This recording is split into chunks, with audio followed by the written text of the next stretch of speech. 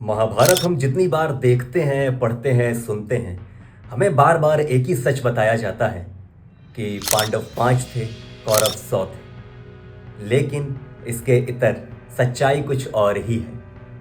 पांडव 5 नहीं, पांडव 6 थे और कौरव 100 नहीं, कौरव 101 थे। अब जैसे ही मैंने पांडव 6 कहे तो आप लोगों ने मेरी बात पे विश्वास कर लिया होगा, क्योंकि आप लोगों ने कर्ण को भी गिन लिया, क्योंकि वो भी तो थे पांडव, उनके भाई।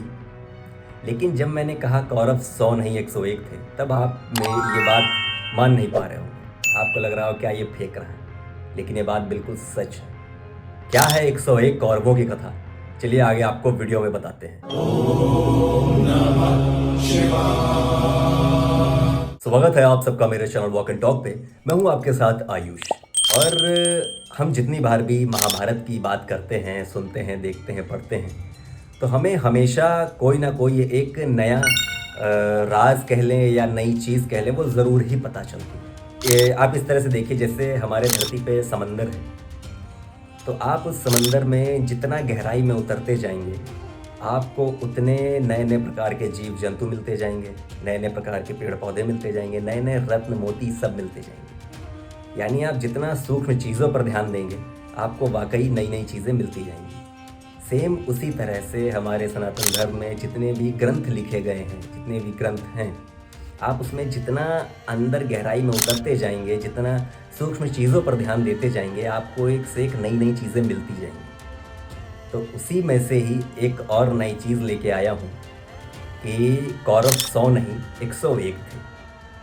अब जब मैंने कहा कि पांडव 5 नहीं 6 थे, आपने मान लिए, क्योंकि आपको सबके नाम पता है। उसमें से आपको कर्ण पता है, अर्जुन पता है, युधिष्ठिर पता है, भीम, नकुल, सहदेव, ये सब पता है। लेकिन जब मैंने कहा कौरव 100 नहीं 101 थे, तो आप वाकई हैरान हो रहे हैं। लेकिन हैरान मत होइए। आपका ये जो भी सवाल है कि यार ये क्या बोल रहा है, इस पर मैं इसको बहुत क्लियर कर देता हूँ। देखिए क्या होता है कि जब धृतराष्ट्र और गांधारी का संबंध होता है, और गांधारी के पेट में जैसे ही शिशु जाता है और धृतराष्ट्र को पता चलता है कि गांधारी के पेट में शिशु पल रहा है, तब धृतराष्ट्र को बड़ी चिंता हो जाती है अपने पुत्र की, कि वो jन्म ले पाएगा भी कि नहीं। फिर उसी वक्त पे धृतराष्ट्र एक और महिला से संबंध बनाते हैं। वो होती हैं गांधारी की दासी। उनसे संबंध बनाते हैं और उनके पेट में भी एक शिशु पल रहा होता है।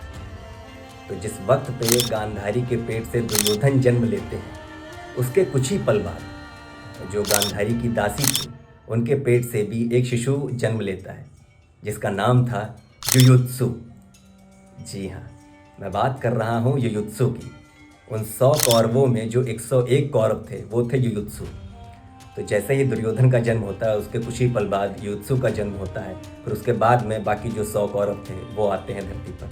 तो इस तरह से जो हम ये जो एक पढ़ते हैं कि 100 कौरव है, 100 कौरव है, तो वो 100 कौरव नहीं थे, वो 101 कौरव थे।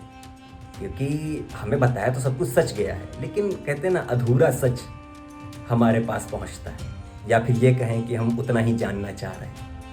तो यहाँ पे जो युयुत्सु हैं, वो 100 कौरवों के सौतेले भाई थे। यानी सबसे बड़े दुर्योधन थे, उसके बाद युयुत्सु थे, तो उसके बाद में बाकी 100 कौरव थे।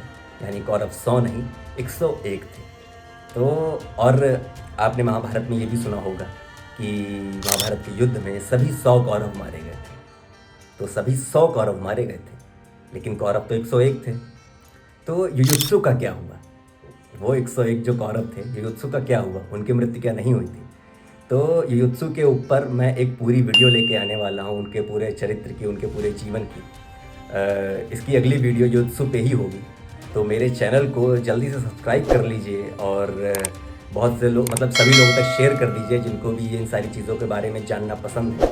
तो कैसा लगा है मेरे वीडियो, ज़रूर कमेंट करके बताइएगा। इसे लाइक करिएगा, शेयर करिएगा, और ऐसी ही कमाल की वीडियोस अगर आपको देखना पसंद है तो मेरे चैनल को सब्सक्राइब कर लीजिए। और अगला वीडियो युयुत्सु के चरित्र और उनके जीवन पर ही होगा, तो बने रहिए वीडियो में।